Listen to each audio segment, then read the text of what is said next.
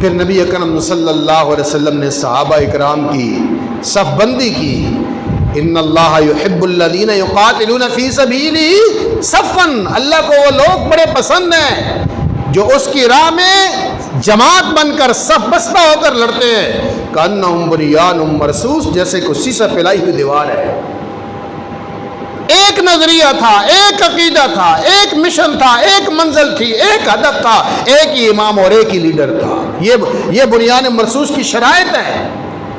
نظریے میں بھی مطابقت ہو، ہدف اور مقصد میں بھی مطابقت ہو، اور قیادت پر بھی اتفاق ہو، اور صفوں میں درار نہ ہو. اور بدر کے میدان میں ان اللہ یحب الذین یقاتلون فی سبیلہ صفا، اس کی عملی تفسیر اور عملی مصداق لوگوں نے دیکھا.